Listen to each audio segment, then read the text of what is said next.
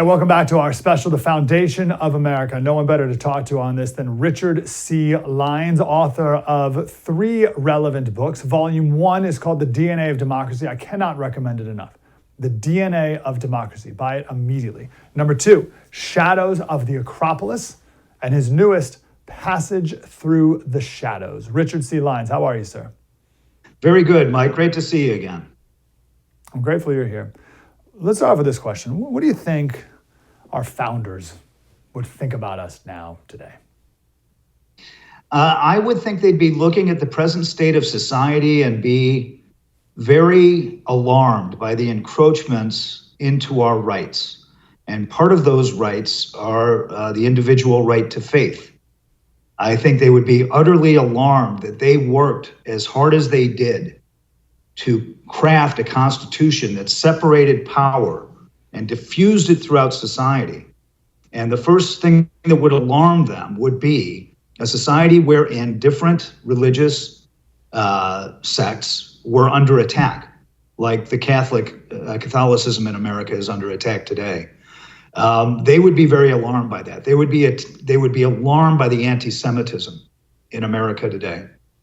And I can tell you why. If we can step back in history, I can show the lineage of how our pilgrims created our Constitution based on the first common law humanity ever received. And that would be in the frame of the 10 Commandments.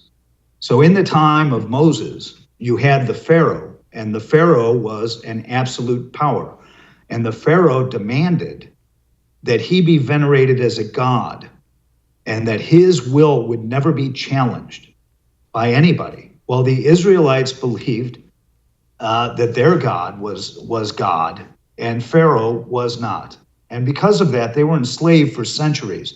To preserve their spiritual freedom, they suffered physical slavery for centuries, culminating in Moses. Moses was born a prince of Egypt. Moses might have been Pharaoh, but instead of becoming Pharaoh and ruling absolutely and tyrannically, he saw his nature, his true nature, as an Israelite, a Jew, and so became a lawgiver, freed his people from the shackles of tyranny, and went to Sinai, where he received the first common law of humanity, divinely, this is very key, divinely derived and of a higher meaning than Pharaoh's laws. He went to Sinai and was given the 10 Commandments as a matter of, fire written into stone, which means divine inspiration written into the world, right? And that founded later in history our common rights, our Bill of Rights, our freedom of faith. But it took different passages because tyranny is always the same and freedom is always the same. So when we go to Rome during the Republic era, the realm of faith was under one power, and the realm of councils and senate were another power. They were civic. The other was spiritual. When the Republic fell and came under the emperors of Rome, it's exemplary that the Roman emperors took upon themselves, right, the spiritual authority in order to exercise an absolute tyranny without any other power being between them and the people's beliefs. If the emperor could control the people's beliefs, yes, then he held absolute power. We see this happen again in medieval Europe. Medieval Europe was very benefited by the fact that the ecclesiastical power of Rome was separate from the civil powers of the kings and the aristocracies. Why? Because the spiritual authority, its law, was always held above the civil law, right? And so there were two entities that competed, civil structure and spiritual structure. Now, where we find that changed was in the reign of Henry VIII. Everybody knows Henry VIII. What most people don't know is the means of his marrying Anne Boleyn and divorcing Catherine of Aragon was that he had to involve in himself both the kingship and the head of the church in England.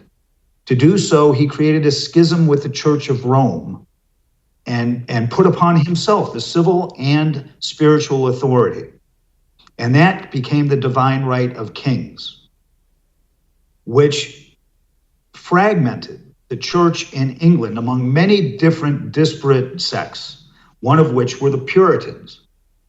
So when Charles I came into power, the first Stuart king, and demanded that everybody in England be Catholic, the Pilgrims sent their first wave of pilgrims off to the New World, first to Holland, then to the New World, to find a freedom of religion that they could not find in England. The Puritans that stayed behind in England actually formed 20 years later the armies of Cromwell. So they became the army of the House of Commons. They were largely formed of Puritans, and they won the war. They won the Civil War, right? But then lost the Restoration. In 1660, Charles II came back and was restored to power. When he was restored to power, the Puritans in England said, my gosh, we won the war and lost the peace. And they were persecuted in England. So another huge wave of pilgrims came over to America from there because they did not want to be dictated to by a king as to their faith. So you had these two huge waves of pilgrims. And you also had some Dutch that came over, suffering from the same anxieties that they wanted freedom of religion. Therefore, in America, there is a great distinction between civil authority and spiritual authority. And it continued into our Constitution. But first, there was a great democratization, and I should explain what that is. In the place of a single pope, or the place of a single Archbishop of Canterbury, where if you were going to visit the Archbishop of Canterbury, you entered into the Cathedral of Canterbury, a massive edifice in which there's all these statuaries, ornate and elegant decorations, an altar that is way on high and at the back of the cathedral.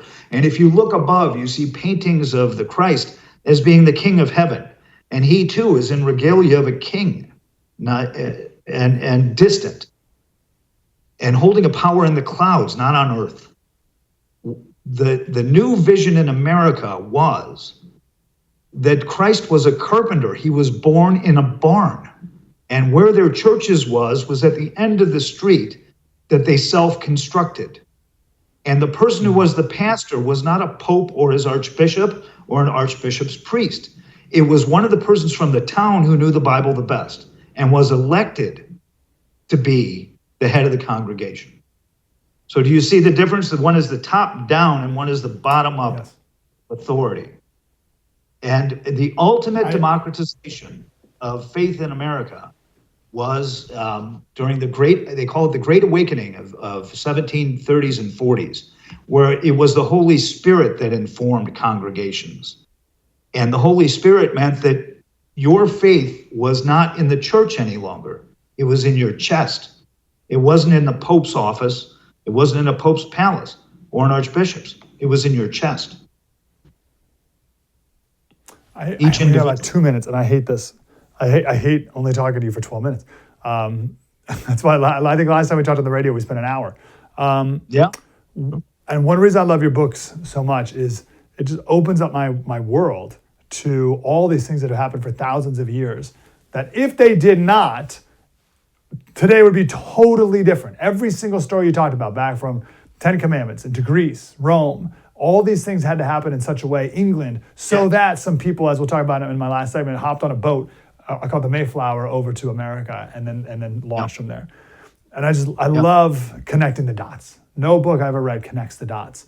It's an organic lineage it's an organic lineage of freedom. And it's all these little things that happened in history, as you say, Mike, that came to a flowering in the age of our Constitution. Yes. that we're living now. So I guess my last question, the minute remaining, what would you say is one value of our founding that we have lost that you wish we could grab back again?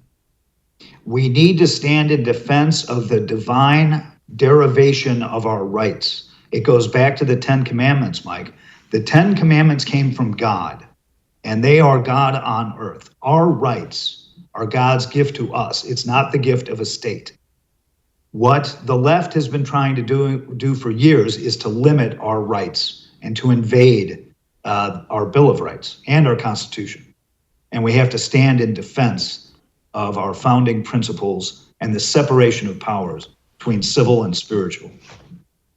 Well, the attack makes sense, right? That they would do that because if they want to get rid of, if you get rid of God, which is what they've tried to say, well, then there could be no divine rights. No, That's then one of they the are, benefits of getting rid of God. and they are God. They become God. That's right. Like the Pharaoh. That's right. They become Pharaoh. Like Henry VIII. They become Caesar. They become that was the what divine Hitler right of king. That's what Hitler was. He became a deity in Germany through the state.